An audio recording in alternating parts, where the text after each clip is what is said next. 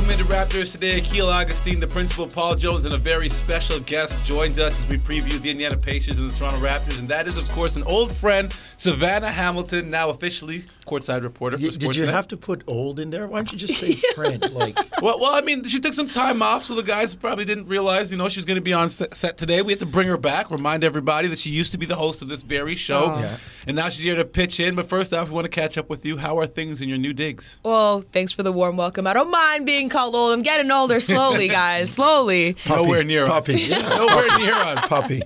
The new gig is really great. Thanks for asking. Obviously, there's a lot of adjustment in terms of just the travel lifestyle and because you do go from game to game and what I didn't realize is just the little time you have to do anything at home sometimes. Yep. Yeah. So as simple as getting a health card renewed all of a sudden becomes a very big task. Get to the dry cleaners. Oh, don't even talk about the dry cleaners. Dry cleaners, what's that? I heard of it. Yeah. Hand washing everything yourself these days, then? Yeah, just dipping it in and just and then on top of there's a lot of other aspects of how you want to present yourself on camera to the audience and just a lot of little things that nobody tells you about that you kind of start to figure out as you go. Especially I feel being a woman in the space, and there's a whole thing with that as well. But in terms of just the team and the storytelling, I absolutely love it. I love storytelling. That's why I was a producer at MLSE for so long, and now I get to just say it on I guess a wider scale, but on a night-to-night basis, basically. And I feel very blessed and fortunate for the opportunity. Yeah, it's humanizing people. It is. Yeah. People see these players on TV and they don't know. They have stories too. They have their fathers, their brothers, in the women's game, their sisters, their wives, their mothers. They have all the trials of life that we have. They have sick children at home. They have parents. They have a brother or a sister that's going through a tough time, and that's part of the great storytelling. It's part of your responsibility now. Yeah. We love watching you grow and blossom into the professional that you've become. Favorite city from your journey so far? Oh, okay. Well, I'm gonna take off the table the New Yorks and the Miamis, the obvious go-to spots. Okay. A sleeper city was Washington. Really? Oh, I loved Washington. Just and I didn't even get to do everything I wanted to do there. We were there for a few days, and they had so many. All the museums are free. Yeah. Night one, I just walked to the White House, super safe outside. Literally, I see people running super late at nighttime, and just it was a really cool vibe. Old Town, Georgetown was cool. Monument Row in D.C. at night is stunning, right? Where all the monuments, Lincoln Memorial, Jefferson Memorial, where they're all lit up and they're all spread out. It's really it's really beautiful. My real question is, have you done the late night 3 a.m. in and out or Steak and Shake in Indiana? Have you done that one? How's the diet? Yeah. Well, it's the plane management, right? It's the plane management, right? Late at night, do you get the food? Do you have the fruit plate? Do you pass? Oh, yeah. No, I told myself, at the very beginning, I'm we're having salads and fruits, and then once in a while, I treat myself to, something that's so not good for me. But have you been able to stick to that? Yes, actually. Okay. Yes. Yeah, you're That's winning. discipline. You're winning. That's You're discipline. Winning. All right, so from the district now, shouts out to D.C. Let's talk about another road city, Indiana, the Toronto Raptors. Lost 2 matchups to the Indiana Pacers on the road. They finally get to play them at home. 10 final games and a lot of Eastern Conference battles up left. Let's talk about what it takes to beat this Pacers squad because, they're trying to find their identity, Jonesy, and the Raptors have not been able to get over the hump with this group. It's funny because I'm looking forward to this matchup because it's a whole new team in Toronto. Yes. Right? They haven't played them since January the 2nd. Toronto's been remade. The addition of Jakob Poeltl, and we've talked about this before, it puts the team in a different space. It defines roles differently. It has them playing a different way. So I'm looking forward to that part of it. He's going to help in the rebounding area. That's something that Indiana really did a good job of in the last game, out-rebounding Toronto. So I'm looking forward to it because it's a whole new team. Now, there are some things that you have to do against Indiana. You've got to be aware of their scorers. Young Canadian Mathurin has been terrific. Yeah, we're going to get into him. And playing with a lot of confidence. But, this is a different Toronto team. So I'm looking forward to seeing, what it looks like when Nick has all these other tools at his disposal. Sav?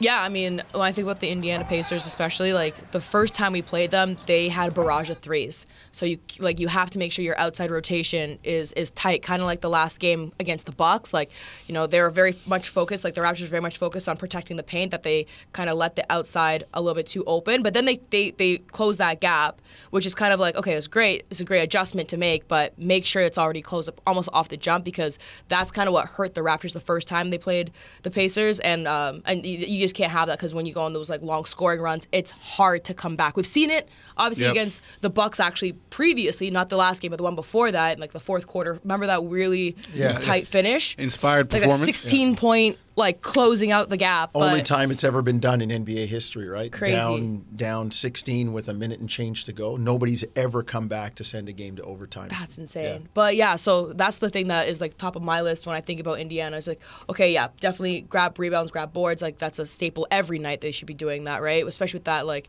the lineup that they have, especially now with Jakob. But protecting the outside is one of the first things that come to mind with that too. All right, well, part of the big key to stopping this team is, of course, stopping Benedict Mathurin. Yeah. He is coming off the bench for 61 of the 67 games he's played, but this kid out of Montreal has been doing dirt, averaging around 17 points per game. I'll start with you, Sav. What do the Raptors defensively need to do to slow down their fellow Canadian? Oh, man. Well, I think this is what makes it so exciting, is that Benedict is he's such an exciting player to watch just because he's so talented. He has like an arsenal of skills. And aggressive. Very aggressive. And he's so strong, right? Like, you even see it right here in this highlight. Like, the way he attacks the rim, goes up. He knows how to really drive. Like, you know, I wouldn't call him like, you know, a three-point sharpshooter, but like he's definitely a guy that you can't leave open, that's for sure, because he will make you pay for it. But second of all, like, you know, he's that body that doesn't mind. He could take a bump and keep moving and go through traffic, and that's what makes him hard to stop. True slasher. Exactly. So I honestly think you got to put. It's probably going to be more of a team effort, but I'd like to see a bit more OG on him to almost like slow him down, or at least like don't let him get hot early, and then you could probably rotate who defends him probably like later in the game. But that's who I would want to start with. Like, don't let him get confident early. Well, and that's just it. I think especially as a young player. I mean, maybe that horse has gone from the barn already. He's played 67 games.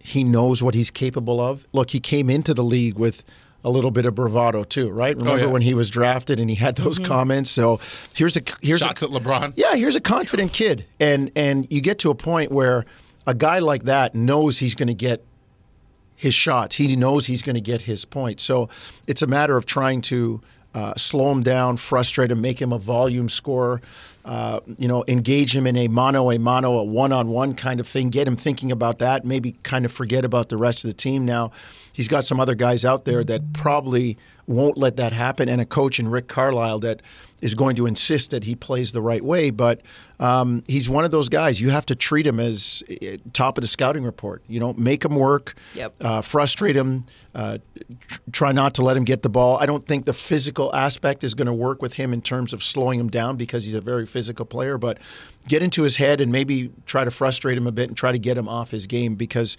he's a kid that, he's going to be a good player for a lot of years to come in this league.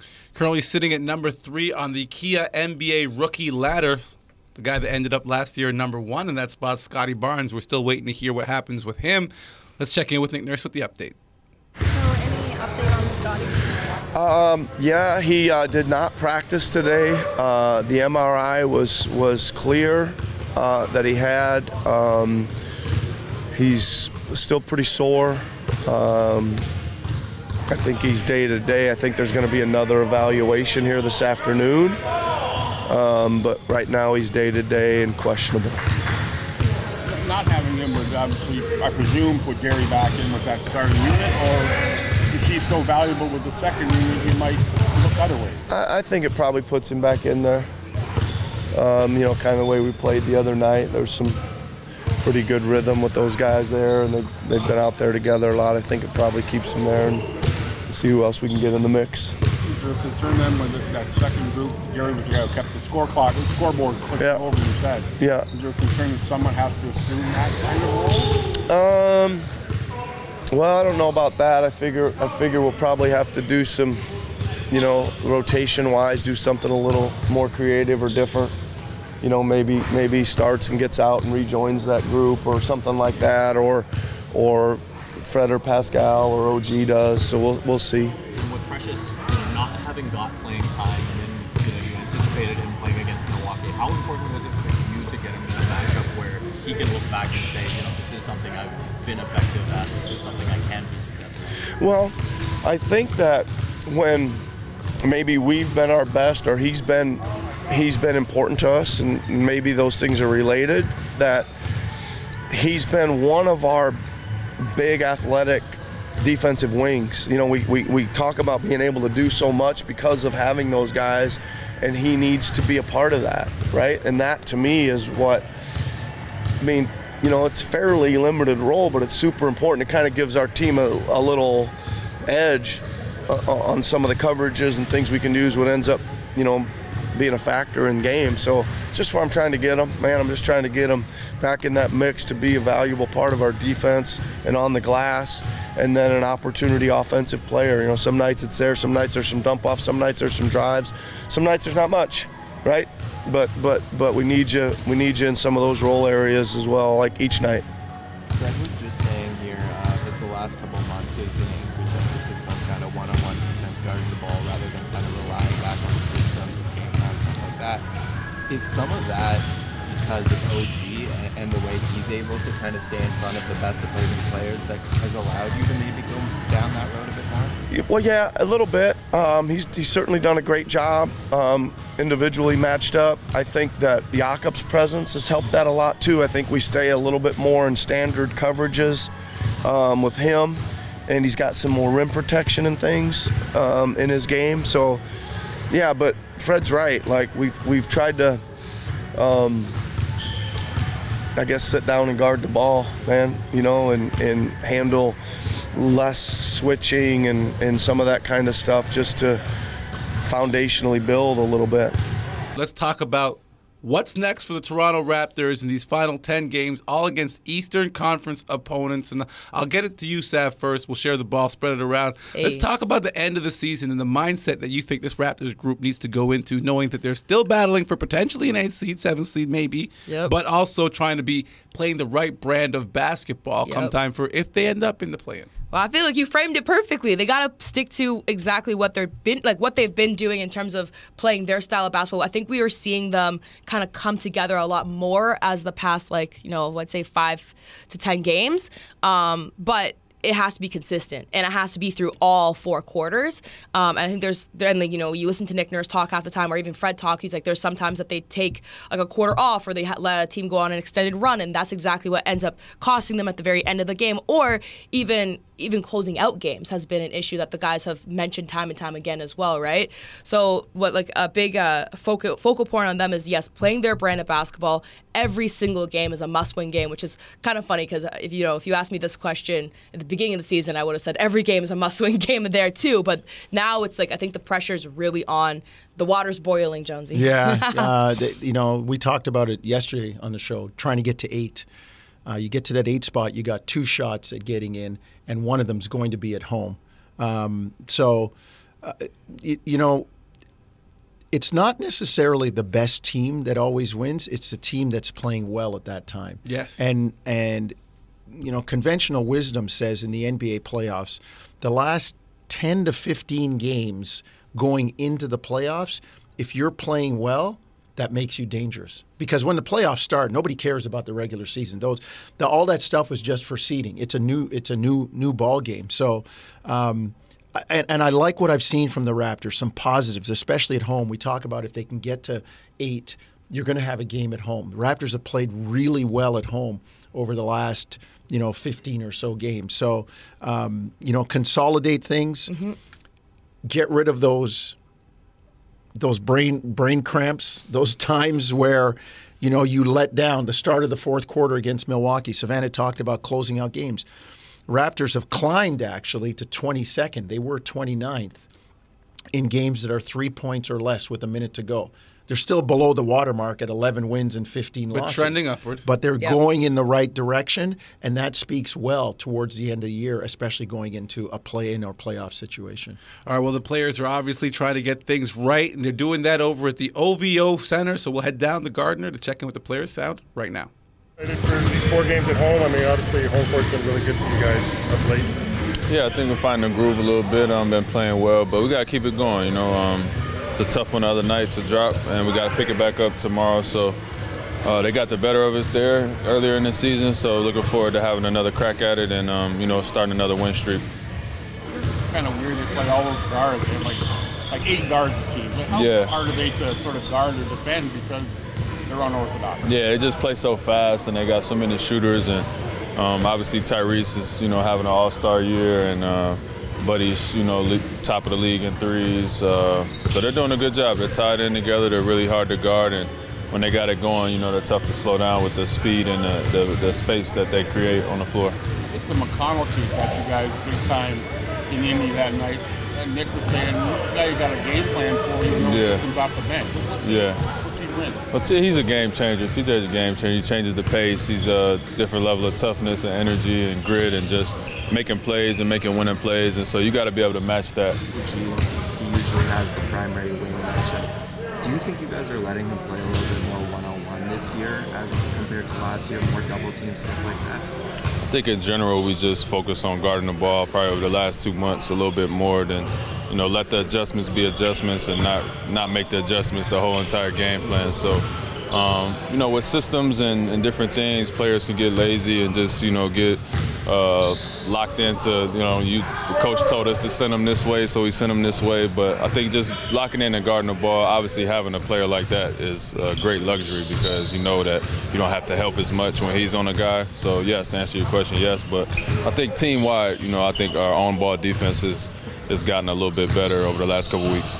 Back at it here on Raptors Today. We're talking about the men's March Madness side of things right now. Sav, we haven't heard your thoughts as of yet. Did you do a bracket this year? I did not do a bracket this year. You're tired of donating your money like me? I am. Yes, I am. No, my issue is that when I do a bracket, I will research every single, like especially the lower seeded teams, just to find an upset. And I take so much pride in that. But this your year, workload was different this year. Exactly. I have not been able to do that because, you know, doing other stuff. But, I mean, I still think that, like, you know, that Purdue upset was insane. Yeah. I think that ruined everybody's bracket, even if I made one. I'm not going to, like, boost myself up too much and be like, I would have, like, called that. I definitely would not have called that. So, yeah, that was a bracket buster. Obviously, Alabama's now the favorite. So I don't know. It's going to be weird. It's a weird one, but I'm just happy that we got some teams from our Raptors.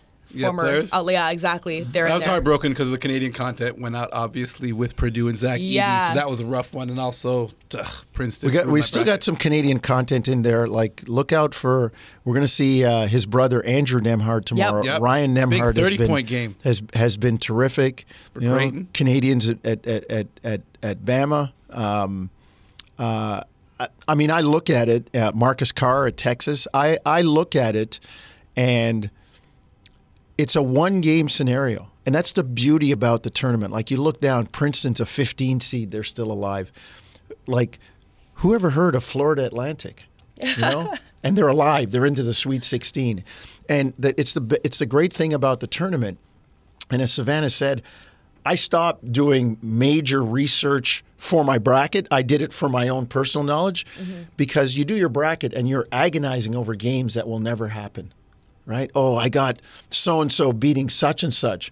Well, such and such is lost. Yes. So-and-so is playing somebody else. And there's no scouting report. There's no tape. And there are some things still to me that resonate. There's Tom Izzo again, Michigan State. I bet against them. Bad decision. You know what? And his teams will always, like we talked about, an identity. Certain programs give you certain players. Michigan State's like one of those tough, hard-nosed programs, and there they are in the Sweet 16.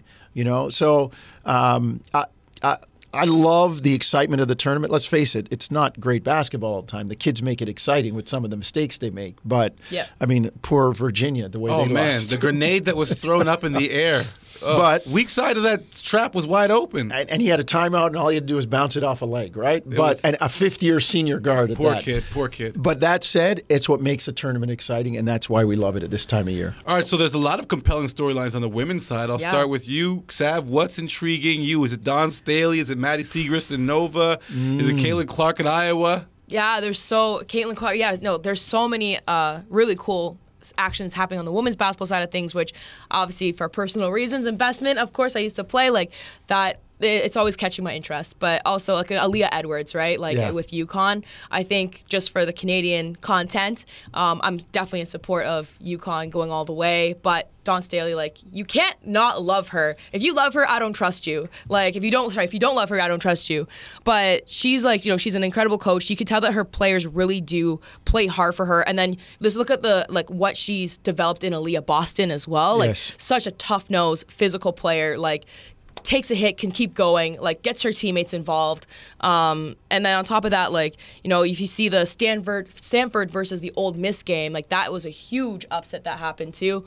So exciting. You know, Tara Vanderveer, like the coach of Stanford, like very, very talented coach. She's taking her teams to multiple Final Fours, championships all the time. And so to see Ole Miss come in and upset, like kind of what you were saying, that's the beauty. That's a huge upset of March Madness. Well, yeah, this is the first time since 2009 that there won't be 4 number 1 seeds playing in the women's tournament. 2 number 1 seeds have gotten knocked out, and you're saying you're taking Dawn Staley versus the field? Look, listen, I'll take Dawn Staley, and everybody else can have the field. Like I think, you know, to Savannah's point, she's a great coach, but she's also a solid humanitarian. Yeah. You know, like having her team not playing certain games because there are certain racial overtones and things going on. Hey, we stand for more than basketball. This is about life, and it's about creating, you know, functioning, well-rounded, you know, people that consider ED and I in their lives, that kind of person. And that's what Dawn Staley's about.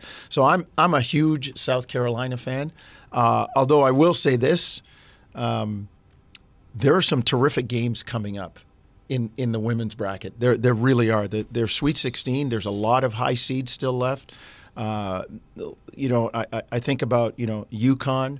I think about our Canadian content. I think in both the men's and women's tournament, there have been something like 59 Canadian kids involved. That's incredible. That's crazy. That's really something else. So out here dominating. Hey, man, on the men's side, no other country has more players in the NBA except the USA. Yes, right? exactly. We're number 2, Canada. So can't wait to see that play out on the international level. We've heard some quotes from some guys recently. Jamal making some statements about what he hopes to see with the Canadian senior men's team. So all that and more. But right now the focus shifts to Indiana, and that is a matchup with the Toronto Raptors and the Pacers Wednesday night, 7:30. You can catch the video on Sportsnet, the radio call, TSN 1050. Shouts out to Savanna Hamilton for popping by and blessing us with her presence. On behalf of our regulars, we thank you guys for watching, and we'll see you next time.